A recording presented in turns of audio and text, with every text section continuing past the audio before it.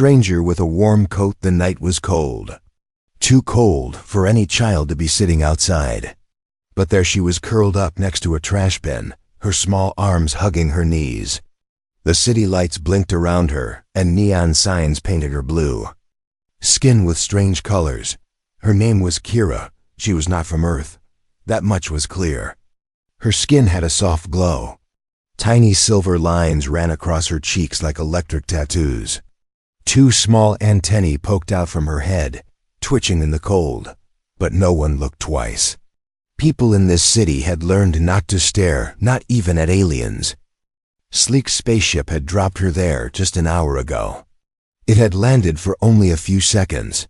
The door opened. A voice said something in a language full of sharp clicks, and then the door closed. The ship flew away, disappearing into the black sky like a ghost. Kira didn't cry. She just sat quietly. Her eyes were wide and full of questions. People passed her by fast, busy, cold. Some glanced her way. No one stopped until one man did. He had messy hair, a jacket that looked older than the moon, and a half-eaten burger in his hand. He looked at her like he couldn't believe what he was seeing. Hey, he said, crouching down. You okay, kid? Kira didn't speak. Her eyes blinked slowly. She looked at his food. The man followed her gaze. You hungry? She nodded once. He handed her the burger. She sniffed it, then took a small bite. Her face lit up like a lamp. Warm. She whispered. Yeah, the man said, smiling. It's better that way. He took off his coat and placed it around her shoulders. It was way too big. She looked like a walking pillow now, but she didn't seem to mind. She pulled it tight and smiled. I'm Mark, he said. You got a name?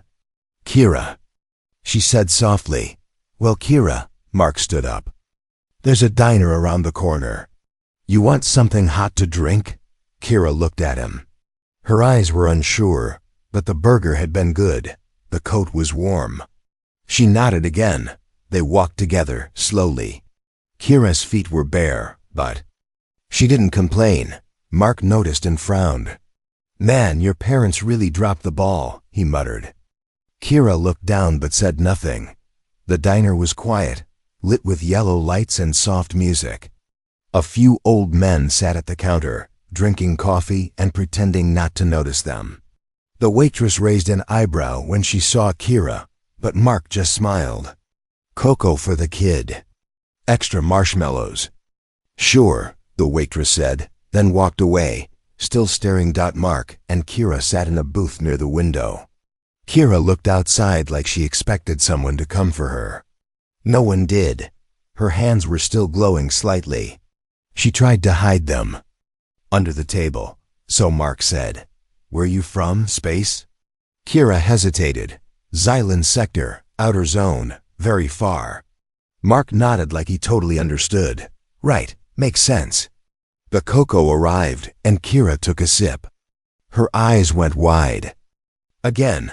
This is magic, Mark laughed. Close, sugar and milk. As she drank, Mark looked at her wrist. A strange band was wrapped around it. It wasn't made of metal. It shimmered like liquid light. Strange symbols floated on its surface. Cool bracelet, he said casually. Kira pulled her sleeve down. Not bracelet, it's a beacon. What now? It tells others where I am, she said. But I think it's broken, or I hope it is. Mark leaned back. That didn't sound good. Anyone chasing you? Kira didn't answer. Outside, a small black drone flew by the window. It stopped for a second. A red light blinked. Kira didn't see it. Mark did. He reached over and pulled the blinds down. You know, he said, I've made some bad choices. In life, like that time I bought sushi from a gas station. But I think helping you, not one of those bad choices. Kira tilted her head. You help strangers? Only the weird ones. Mark grinned. Suddenly, Mark's phone buzzed. He glanced. At it, unknown sender. We know what's in your booth. Mark's smile vanished. He looked up at Kira. She was still sipping cocoa, her eyes full of warmth now instead of cold. He knew he had just stepped into something big, and he wasn't walking out of it. Asterisk. Teaching an alien to blend in, Mark didn't. Sleep that night. He kept checking his phone every few minutes, even though he had already turned it off and pulled the battery out, just in case. The message from the unknown sender was burned into his brain. We know what's in your booth. Kira was asleep on the couch, wrapped in a blanket and still wearing his oversized coat. Her glowing wristband pulsed softly, almost like it was breathing. Mark stood by the window, watching the street below.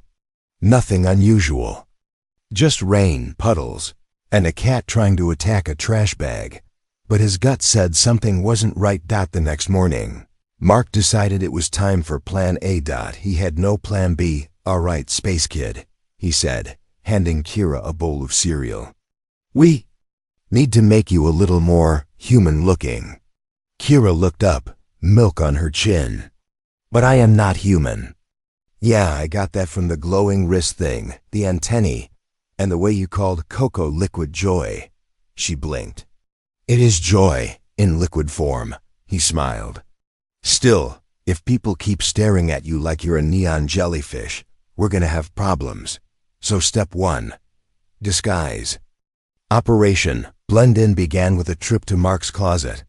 This was a mistake. Most of his shirts had stains or terrible jokes on them. He held one up that said, I paused my game for this. Kira took it seriously. Thank you for pausing your game, Mark sighed. Okay, step 1 is going sideways. Let's try something else. He grabbed a hoodie and gently cut 2 small holes in the top. Kira slipped it on and poked her antennae through. She looked at herself in the mirror. I look different. Yeah, Mark said. Like a human who listens to weird space music. I do like music. She tapped her wristband, and a soft humming sound filled the room. It was beautiful and haunting, like a lullaby sung from the stars. Mark froze. Is that a song from your home? Kira nodded, suddenly quiet. My mother used to sing it. Later, they went outside. Kira wore a hoodie, sunglasses at Mark's suggestion, and sneakers 2 sizes too big. She walked like she'd just discovered feet. Mark tried not to laugh. They passed a few people. One guy gave them a strange look, but said nothing. Success. Until Kira saw a street performer and shouted, Why is he attacking his own guitar? Everyone turned. Mark grabbed her hand. Okay, no shouting.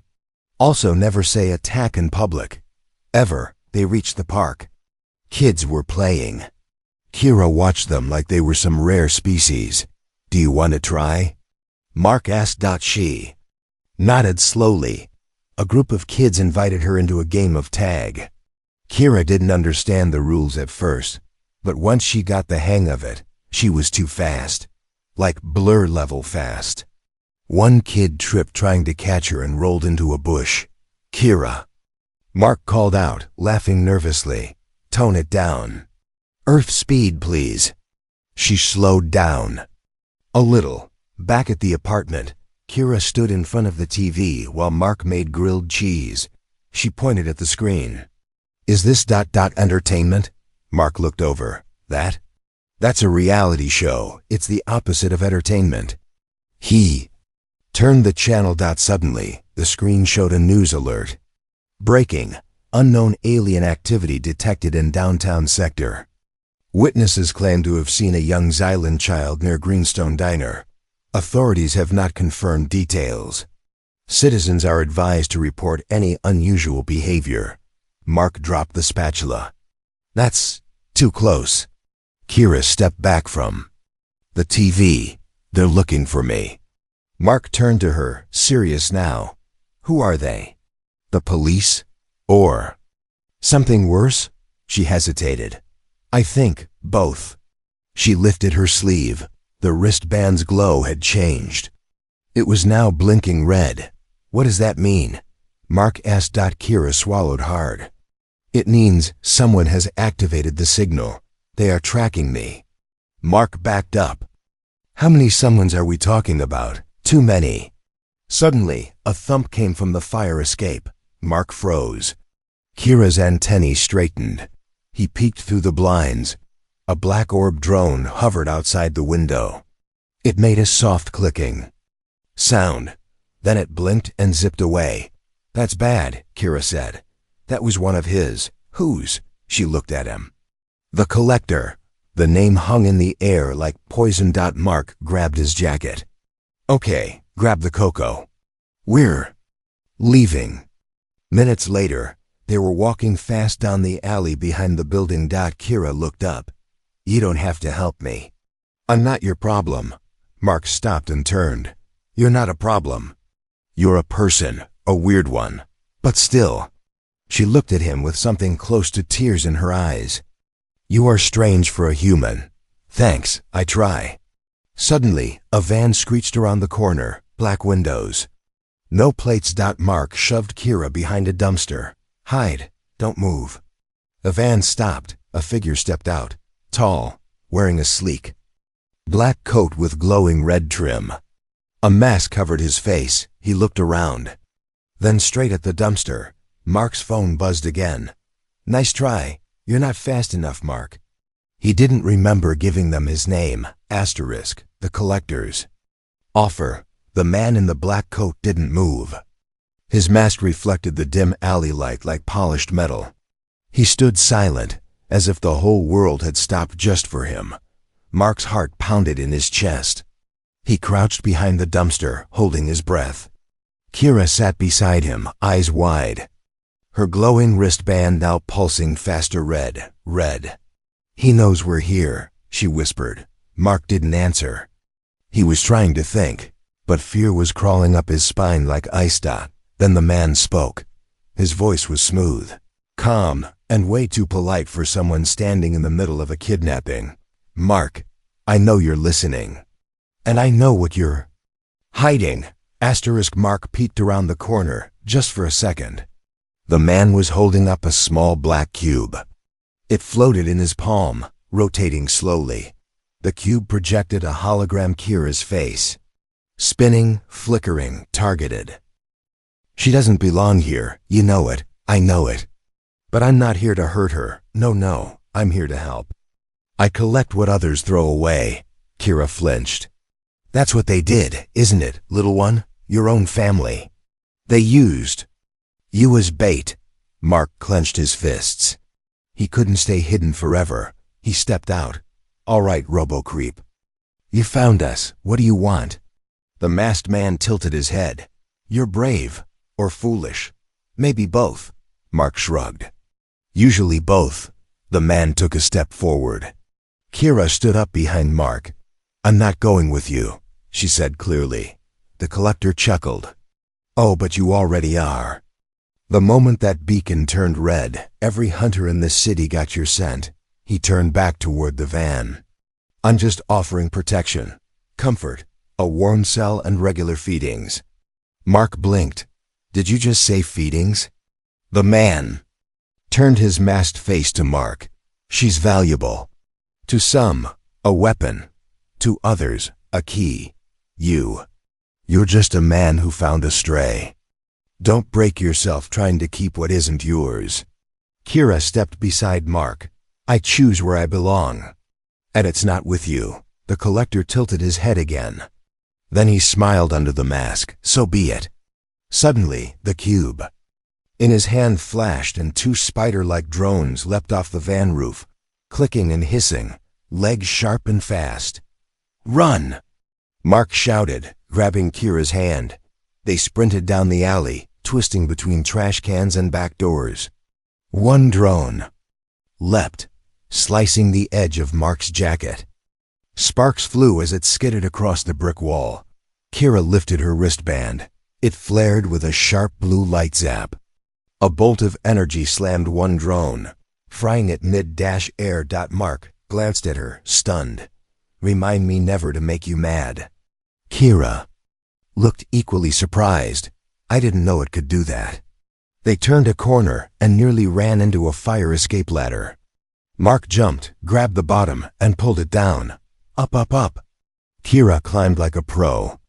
Mark followed, panting. Below, the remaining drones scrambled up the wall like a metal spider, claws tearing through brick. On the rooftop, the wind hit them like a wave. They ran across flat concrete, past old vents and loose wires. Where now? Kira asked. Mark looked around. No clue. You're the one with alien GPS. She pointed. There, power station. He followed her finger, an old maintenance shack near the building's edge. They dashed for it. Inside, it was dusty, dark, and full of buzzing wires. Mark slammed the door shut. We're safe. For like 3 seconds. Kira walked to the wall and tapped her wristband. It glowed again, and the band opened up like a blooming flower. Tiny arms extended. A holographic screen appeared in front of her. What is that? Mark asked. It's not. Just a beacon, Kira said quietly. It's a memory core. It holds everything. My family's map. Coordinates, secrets. Mark's eyes widened. So they didn't just dump you. They planted you here, she nodded. They knew someone would come, someone dangerous. They used me to lead him out. Mark rubbed his face. So let me get this straight. You're a walking, talking alien USB drive. And that masked nutcase wants to download you. Kira nodded again. Yes. The drone outside clicked against the metal door. It was searching. Can that thing help us escape? Mark asked, pointing to the screen. Kira's fingers flew over the symbols. Maybe. I can send a false signal, make it look like we went the other way. The door bent. The drone was almost in. Mark grabbed a metal pipe. Hurry up with the space magic. Kira tapped one final symbol. Her band sent out a pulse, a soft blue wave. The drone stopped. Whirred, then turned, and leapt off the rooftop. They both breathed. Then Kira swayed. Too much energy, she said softly. It drains me. Mark caught her before she fell. All right. No more solo stunts. We're in this together, remember? She looked up. You're not afraid? Oh, I'm terrified, Mark said. But I also watched 5 seasons of Alien Hunters Earth Edition. I'm basically an expert now. She smiled weakly. Then a sound from below. More engines. Bigger ones. Mark peeked out. 3 black cars. 6 masked figures. The collector had brought backup. Mark turned to Kira. You said you could send a signal. Yes? Can you flip it? Like, turn it into a trap? Kira's eyes lit up. I think I can, Mark grinned. Then let's make this collector wish he'd stayed in the bargain bin. * midnight rooftop chase. The wind howled across the rooftops. Below, 3 black cars had surrounded the building like wolves around a campfire. Doors slammed. Boots hit concrete. 6 masked agents moved with military precision, weapons drawn. Inside the rooftop shack, Mark stared at Kira. You said you can flip the signal, right? Kira sat against the wall, her fingers already dancing across the glowing interface on her wristband. Her face was pale, drained from the energy blast she used earlier. I can't stop them, she said, but I can confuse them, scramble the location signal, and make them chase shadows. Mark nodded. That's good. We'll give them ghosts. Outside, the agents climbed the fire escapes with speed faster than human. Their movements were sharp, robotic. Mark grabbed a wrench from the tool cabinet. What are they? Kira looked at the screen. Half human, half machine. They serve the collector without question. Great, Mark muttered. He brought his own private Terminator squad. Suddenly dash boomed. The shack shook. One of the agents had landed on the roof with a metal thunk. The others followed, spreading out. Mark peeked through a crack in the wall. One of them held a scanning device. The screen blinked red. Target within 5 meters, a mechanical voice whispered. Kira looked up. I need 2 more minutes. You've got one, Mark said. He grabbed a coil of wire and tied it to the door handle. He looped the other end around a rusty pipe. Please don't be strong enough to rip this off. He whispered. Another bang. The first agent was trying to force the door. Kira tapped her wristband. Pulse ready, decoy coordinates active. Suddenly, her wrist screen showed 3 glowing Kira silhouettes running in different directions on nearby rooftops. The agent's scanners went wild, confused. Red lights spun in every direction. Multiple targets detected. Initiate pursuit pattern beta. They split up, chasing phantoms. The tension broke, but only for a second. Mark, Kira said, we need to move. They'll find out the truth soon. Where do we go? We're 6 floors up and surrounded. Kira stood slowly. We go higher. She pointed to the next rooftop, across a narrow gap. Mark looked down. That's far. She looked at him. Jump far or get captured. Easy math, Mark grinned nervously. I failed math. They ran. The first rooftop was flat and wide, but the second was a crumbling old office building. The gap between the two was nearly 3 meters. Mark backed up, muttering to himself. Don't die, don't die, don't miss. Don't. He sprinted and leapt. Whump. He landed hard, rolled once, and groaned. That hurt everything. Kira followed, graceful, fast, light. Mark got up. You really are an alien ninja. She smiled. I trained on low-gravity fields. Earth is heavier, but manageable. Suddenly, zop. A drone appeared, firing a plasma bolt that barely missed them. It sliced into a nearby SC unit, melting it like butter. Not good. Mark shouted. They ran again, weaving across vents and antennas. Behind them, 2 agents leapt across the gap. One stumbled. The other didn't. They're gaining. Kira shouted. Mark spotted a tall water tank near the edge. Inside. They ducked behind it, just as a plasma shot exploded a chunk of brick next to them. Kira tapped her band again. I can overload it. One last decoy, but it will break the beacon. You'll be okay? I don't know. Then don't. Do it. She looked at him. If I don't, you won't be okay. Mark didn't argue. Kira pressed her hand flat against the tank. Her band glowed, then cracked down the middle. A wave of light exploded from her wrist. A shimmering figure ran across the rooftop, a glowing version of Kira. Moving fast. The drones and agents instantly followed it like moths to fire. They vanished into the night. Silence returned. Mark looked at her wrist. The band was dark now, smoking slightly. You broke it, he said softly. Yes, no more tracking, for anyone. She sat down, exhausted. Then a slow clap echoed across the rooftop. They turned. The collector stood on the roof above them, perfectly balanced on a ledge. You're clever, child, he said. And you, Mark, are incredibly irritating. Mark stepped forward, gripping the pipe tighter. Well, I aim to please. The collector held up a new cube.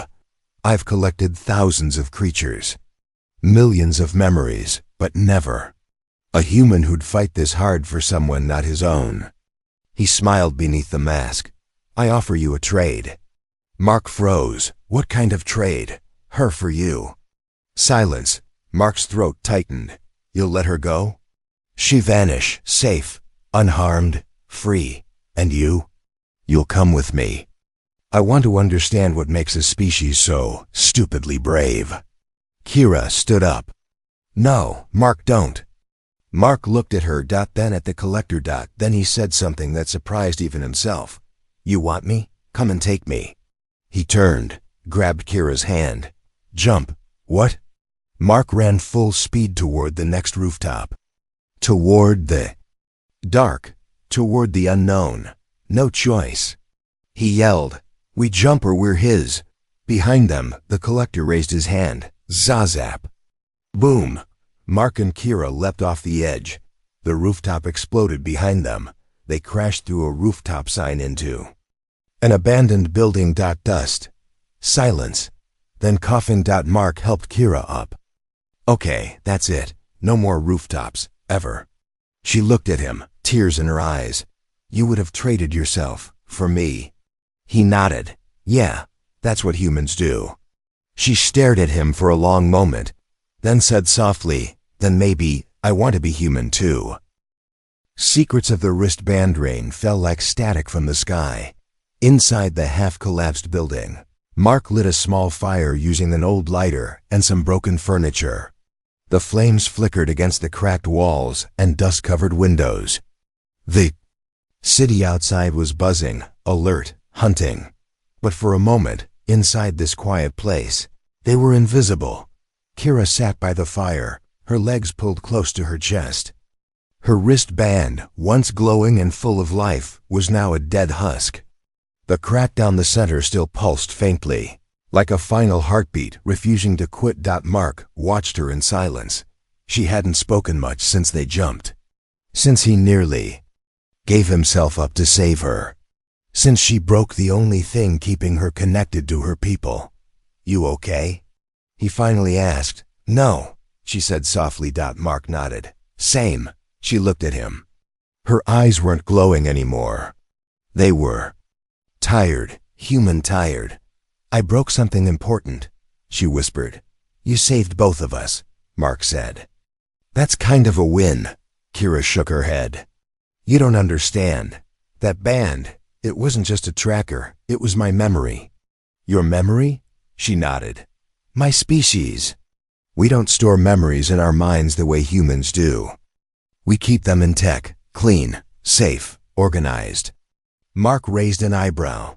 You're telling me you basically had an external hard drive for your life? Yes, she said. And I just fried it.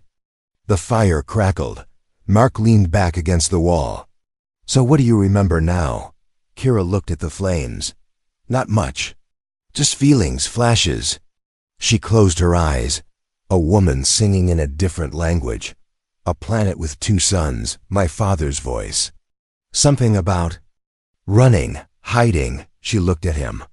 But I don't remember why they left me. Mark didn't speak. What could he say? How do you comfort someone who's been erased? Then she said something that sent a chill down his spine. I think I was made to be forgotten. Outside, the collector's agents searched the city block by block. Drones buzzed through the sky, scanning heat signatures. The collector stood atop a tall building, staring down at the city like a hunter over a forest. He wasn't smiling anymore. She broke the link. One of his agents said, Yes, the collector replied. And in doing so, she became even more valuable. He turned to his drone commander. Deploy the extractors. She still holds the core code. It's inside her now. Organic backup, living encryption, the drone beeped. Organic memory is unstable. That's why we take it quickly, the collector said, before the human influence rewrites it. Back at the safe house, Mark noticed something strange. Kira's hands were shaking. Not from fear, but from heat. You're warm, he said. Like fever warm, Kira nodded. It's the memory core. When the band broke, it leaked? Mark asked. Like alien battery acid? No, she said. Like information. It's rewriting my brain. The data was meant to be stored externally. Now it's flooding into me. Mark's eyes widened. So what you're saying is, you're downloading your entire alien history into your own head? Yes, she whispered. And it's too much. Suddenly, her eyes flashed. She stood up fast, too fast, and staggered to the wall, holding her head. Too loud, she muttered. Too many voices. Mark rushed to her side. Hey, breathe. Focus, you're not alone. She looked at him, and for a split second, her eyes weren't her own. They glowed gold, bright, blinding. Then, just as fast, it faded. That night, she dreamed. She saw her planet, burned, cracked, her people fleeing. Her mother handing her the wristband and saying one word, remember, and then the collector's face, accept. He wasn't wearing a mask. He was one of them. Kira woke with a scream. Mark was already awake, holding a pipe like a bat. What? What is it? I know him now, she said, breathing hard. The collector, His name is Vale. He used to be Xylan like me. A memory keeper, a guardian. And now? He wants to rewrite every mind he finds. Use species like building blocks. Take what's useful. Burn the rest. Mark's jaw tightened. So you weren't just a runaway. You were a threat. She nodded. My parents didn't abandon me. They hid me from him. Suddenly a sound, whirring. Clicking. Mark and Kira froze. From the ceiling vent, a small spider drone dropped down, legs unfolding. Mark didn't think he threw the pipe. Clang! The drone shattered. Then came another sound, a voice. You can't run forever, child. The collector's voice echoed through a hidden speaker. The data inside you is priceless. Even your little human knows it. How long before he gives? You up to save himself? Mark flipped off the speaker. This guy really needs a mute button.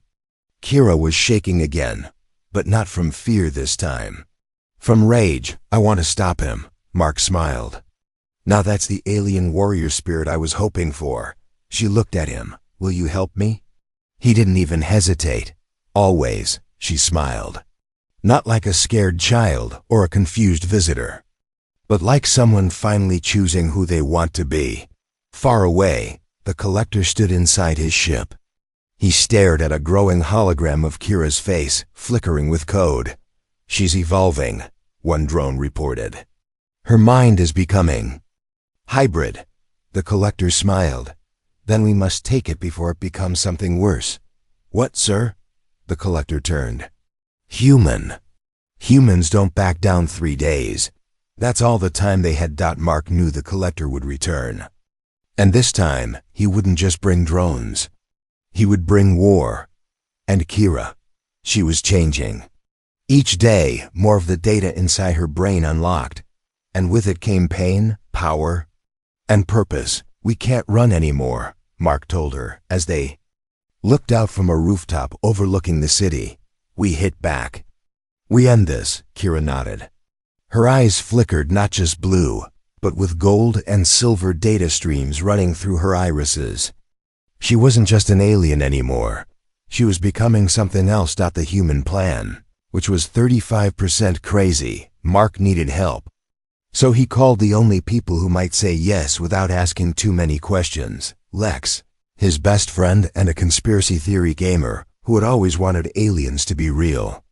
Mira, a mechanic who once built a flamethrower out of a leaf blower and hairspray. Joe, who ran a food truck and owed Mark for saving him from a hot dog cart fire. And of course, Grandma May, who wasn't related to anyone, but ruled the neighborhood. With tea and terrifying wisdom, they all showed up, no questions asked. Well, except for one. So let me get this straight, Lex said, holding a taser and a half-eaten sandwich. You want us to fight off alien bounty hunters? With glue? Wires and fruit pies? Yes, Mark said, and traps.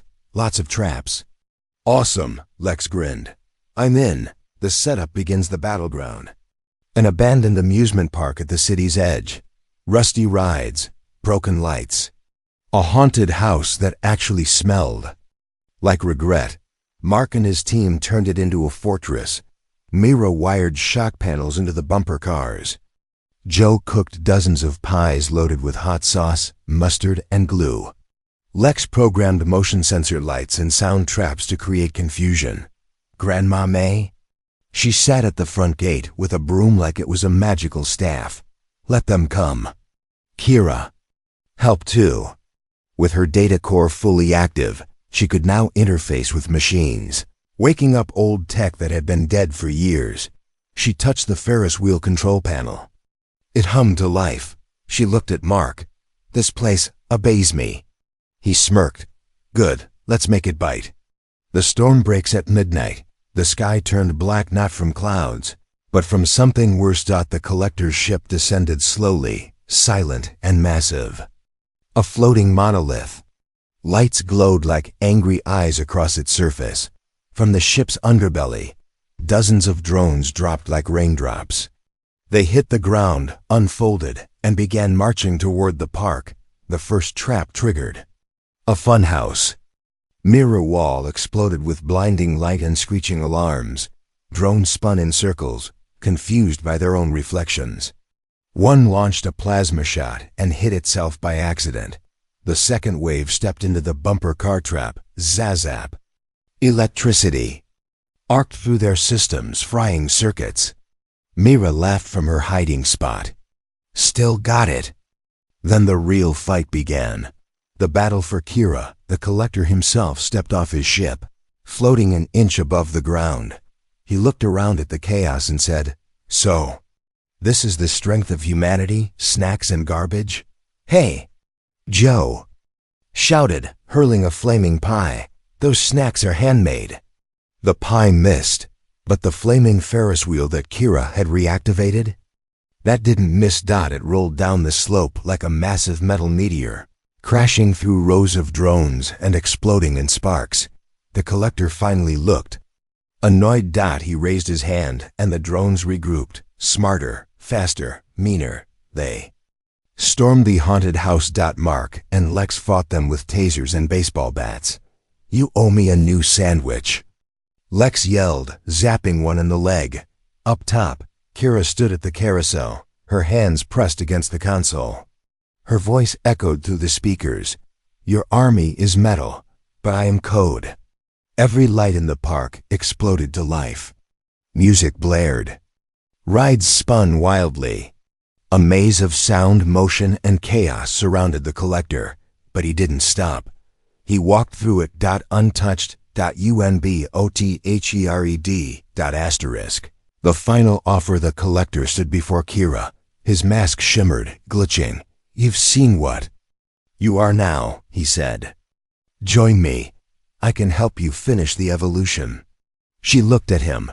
Her voice was quiet but firm. "You tried to erase people. I want to remember them." He raised his hand. A pulse of red energy burst out, sending Mark and the others flying. Kira stepped forward, her own hands glowing. "You think you're collecting knowledge," she said, "but all you're doing is deleting stories." She unleashed her own pulse, a memory wave. Light, sound, emotion, all pouring out at once. Every moment she had ever lived. Her mother's song, her father's smile, Mark's coat, Lex's jokes. Grandma May's tea. It hit the collector like a wall. He staggered. You're unstable," he hissed. "No," she said. "I'm human. Victory? Maybe, but not without cost." The collector screamed. The mask cracked. His body broke into code and fragments, disappearing into the storm. The ship above him lost power and fell, slowly, crashing into the sea with a distant boom. Silence followed. Kira collapsed. Mark rushed to her, heart racing. "Kira?" She opened her eyes slowly. "Still here." "You scared me," he whispered. "You jumped off a building for me," she replied. "Tied now?" Tied. They stood, surrounded by fried drones, broken rides, and glowing lights. Lex limped. "Over. So, that was the weirdest Friday night of my life." Grandma May nodded. "I've had worse." Found family beats blood. The park was silent. Lights flickered on broken rides. The air still buzzed faintly with static from the last energy wave. Bits of drone debris lay scattered like robotic bones across the ground. Mark sat beside Kira, who hadn't spoken since the collector vanished in a storm of light and code. "You okay?" he asked gently. "I don't know," she whispered. Her voice was calm, but her eyes, they looked lost, like someone standing at the edge of two worlds, unsure which one would catch her if she jumped. The signal returns just as Mark stood to get her some water. Kira's wrist, the broken one, the one with the cracked band, blinked. Once, then again. Blue, not red. Kira stared. "That's not supposed to happen." Mark leaned in. "What does it mean?" Kira didn't answer. Immediately, her expression changed, confused, almost afraid. "It's them," she said finally. "My real family. The Xylan, they're coming back." The ship in the sky. An hour later, a new ship appeared in Earth's orbit, sleek, clean, silver-like. A tear in the sky. But this time, no drones. No weapons. Just a quiet, hovering presence. It landed gently in the clearing beyond the broken park. Its door opened slowly, and out stepped two figures in flowing robes of light threaded fabric. Kira gasped, "That's my mother." The woman looked exactly like Kira, but older, wiser, and tired, the kind of tired that comes from running for too long, from losing too much. Kira didn't move. Her legs felt like stone. Mark stood beside her. "You don't have to go," he said, softly. Kira looked up at him. "But what if I should?" Mark shrugged. "Then I'll tell the aliens to bring you back on weekends." She laughed barely. "You're the weirdest human." "I try." The reunion that was in Kira finally stepped forward. Her mother stood still, arms at her side. "Your memory core is broken," she said, calmly. Kira nodded. "Yes, and yet you survived the collector." Another nod. Her mother hesitated. "He was right. You're not like us anymore." Kira's stomach twisted. "I thought you'd be happy I survived." Her mother's face didn't change. "We didn't leave you because we didn't love you. We left you because we had to. The data in you was too valuable. If the collector captured you, our entire species would have fallen. We thought maybe humans would overlook you, hide you." "You didn't even check," Kira whispered. Her father stepped forward now. "We couldn't. The signal would have exposed your location. We were watching. From afar." Kira clenched her fists. "So I was a file to protect, not a daughter." Silence. The choice. The ship behind them opened wider. Inside was warmth. Technology. Her old life, waiting. "You can come home now," her mother said. "We can restore what's left of your memory. Start again." Kira looked at the ship, then at Mark. And then she said something none of them expected. "I already have a home." Her parents blinked. "With them?" Mark looked shocked, like he was about to object out of modesty. But Kira stepped forward. "You taught me to remember my people, but he taught me what it means to be one." She turned to her parents, her voice steady.